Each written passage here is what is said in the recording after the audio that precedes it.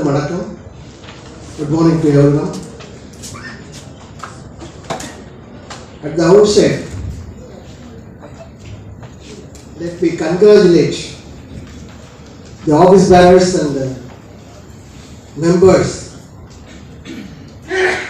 of this All India Bank of Baroda OBC Welfare Association and wish this conference a grand success.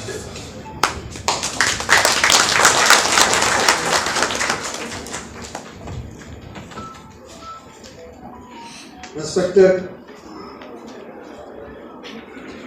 Brother Mahadev Jankar, former Minister of Maharashtra and founder of the Rashtriya Samaj Party,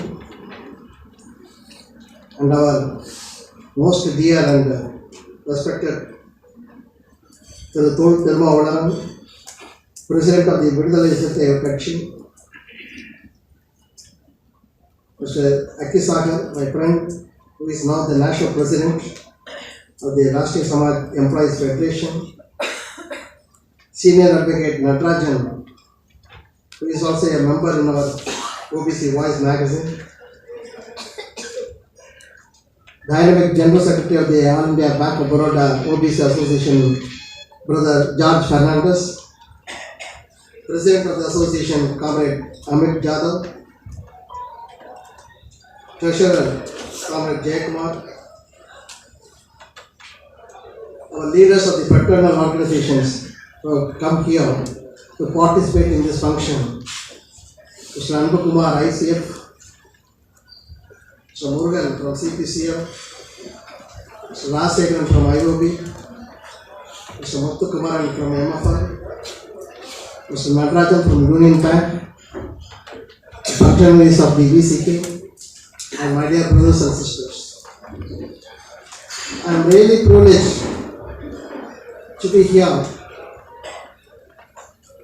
to participate and greet and address this 8th All India Conference, coinciding with your 30th year celebration of this great association. It is not an easy task to take an organization continuously and consistently fighting for social justice for a 30-year-long period with all vibrancy which this association has done. I congratulate all of you.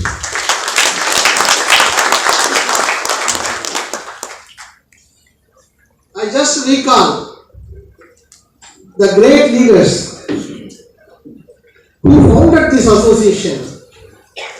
Mr. Sachidanandam, who is here, and our late J. Parsali, who was also the editor of the Voice of OBC magazine, would have been very much happy to see this kind of function here, but we miss him very much.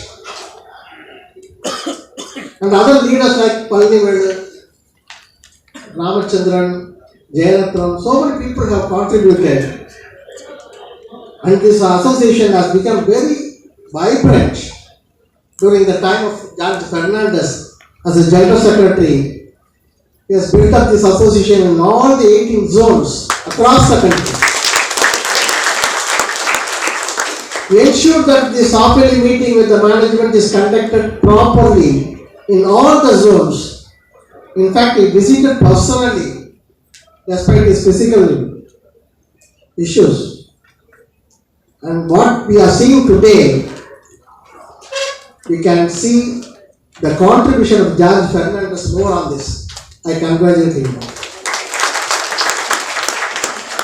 When I was preparing for coming to this function, I just saw the annual report of your Bank of Baroda of last year. The report has given the total staff strength of your bank, where they have given the various categories also, how much they are present in this bank. In the officers cadres, nearly 41,837 officers are there in Bank of Baroda. OBCs are 12,108. Among the 27,328 clerks, 8,274 are the OBCs. 7,348 sub-staff, 2,070 are the OBCs. Roughly it comes to 29.36%. Which the bank is very happy to announce. But the fact remains, when we are speaking about the reservation policy, we are more concerned about how many members the OBC or SC, ST represent in the top level positions of the bank or any other industry. That is very important. Because reservation is not about employment. It is about empowerment. It is about representation. That is what Article 16.4 clearly says. Brought out by Dr. Babasaheb Ambedkar. We should be adequately represented in all the services of the state. That means, in the board of the bank, in the top level positions of the bank, and in all industries, the representation of the OBC and the SC, ST minorities should be there adequately. But if you look into the data, it is not available in this country, despite provisions in the Indian Constitution. Just I would like to cite one few data. In Bank of Baroda, nearly 12 directors are representing the board from various categories, industrialists and other people. OBC 0, SC 0, ST 0, minority 0 in your board. Similarly, as Jan Fernandez was also telling, in the CGM level, the top level positions, Bank of Baroda, I got it from the RTA, through RTA, 15 at the time. It was November 2022. At the time, 15 CGMs are there in Bank of Baroda. OBC 0. 67 general managers. OBC 3 at that point. Totally among all the 12 public sector banks, we have 147 chief general managers. OBC is just 3. SC 9, ST 0. 667 general managers in all the 12 public sector banks. OBC 13. That means 2%. A population of nearly 60% of the country represents just 2% in the decision making process. The aim of this social justice, the aim of this reservation policy is whether how many people are there in the decision making process in all the sectors. Only in this country, where we are the majority population, we are in the pathetic situation in all the sectors, not only the banks. Natarajan was telling about the IITs. In all the central universities, in the judiciary, in the media, in the education institutions, in the public sector enterprises, in the government sectors, our representation in the top level is less than 5%. In the central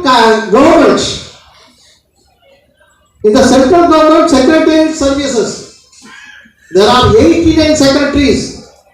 OBC is 0. So we are not in the decision making process. So the aim of this association is not only to get employment for all of you. As a representative the society, you are inside the bank as a OBC representative. You must remember that. We represent our society. So we must reach to the top level means we should have the process. But in all the banks or in the public sector, there is no reservation in promotion for the backward classes. The Supreme Court has denied it. Whereas the Constitution provision 16.4 says we should have an adequate representation. So the judgment is contrary to the provisions of the Constitution. Our Natarajan advocate was referring to the EWS. Economically weaker sections, not to everyone, among the upper caste. 10% reservation. Where is the data from the government? There is no data. Without any data, they have fixed a 10% reservation. For OBC, because of Mandal Commission, that 50% restriction was there, so Mandal reduced this OBC reservation to 27%. Whereas the Mandal Commission report says OBC population in this country is at that point of time 52%. Because to restrict it below 50%, already SC/ST reservation is there 22.5, he restricted 27%. So when the EWS reservation has been implemented by this union government in 2019, they have breached the 50% ceiling. Now the total reservation is 59.5%. So we demanded from our federation that this 50% ceiling should be removed. But my dear brothers and sisters, you should be shocked to know from the voices of the government. Honorable Minister says in the Parliament on 13th December 2023 when a question was asked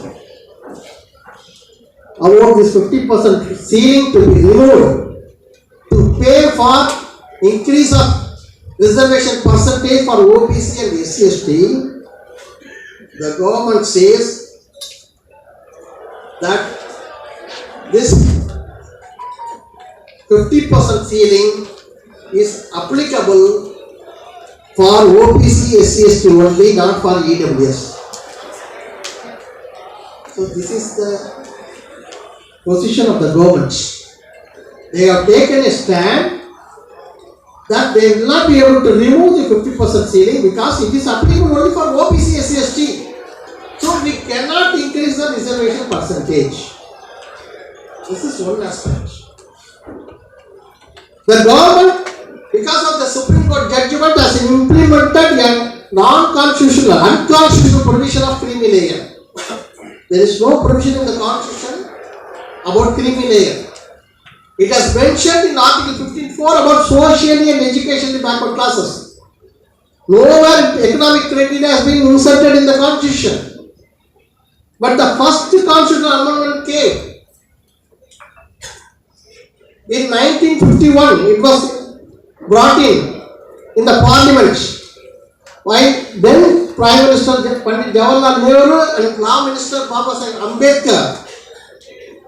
There was a debate to include the word economically, but Prime Minister Nehru as well as Ambedkar refused it, and they said we cannot include because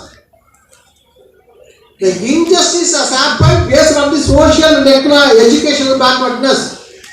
So the word was inserted 15.4 socially and educational backward classes, which was already there in Article 340. So at that point of time, there was a voting in the Parliament. 253 members voted in favor of social and educational backward classes. Only 5 members voted in favor of economically. So that was already removed in the Parliament. But Mandal Commission in 1992 judgment in Supreme Court, 9 judges went, they brought this concept of creamy layer. And based on that, what happens today? There is an income ceiling of 8 lakhs now. When the expert committee was constituted in 1993, To formulate this creamy layer concept, the recommendation was every 3 years it should be revised. It was 1 lakh at the point of time. So 8 lakhs was implemented by DOPT order by September 2017 order. So by September 2020, it should have been revised. So from the Federation, we wrote a letter. No reply was there. Instead, they started another expert committee in the name of B.P. Sharma, who is an upper caste fellow. And the committee said that all salary agricultural income people should be classified as creamy layer. Then we fought through NCBC, that report was kept in abeyance. But the government says that we cannot revise this income ceiling of 8 lakhs. So 2017, that income ceiling of 8 lakhs is enough. So we want a government that in these 7 years there is inflation, cost of living has increased. You are paid to the extent of 45% as dearness allowance to the central government employees, but you are not revising, there is no reply.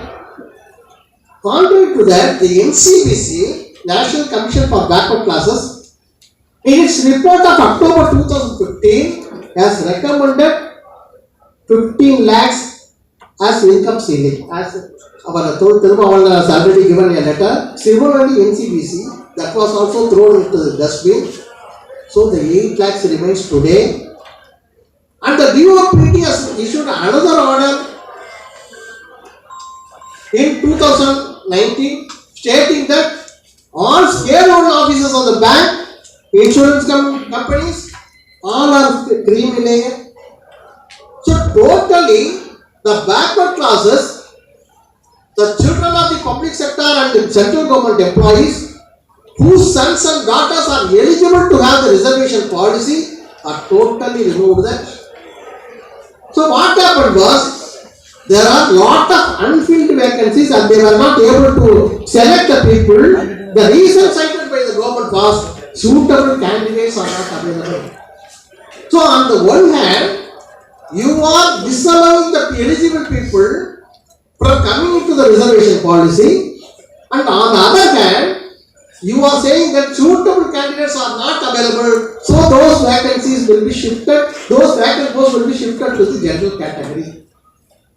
This kind of mechanism is going on in the central government, and there are unfilled posts to the extent of totally 10 lakhs as given by the government.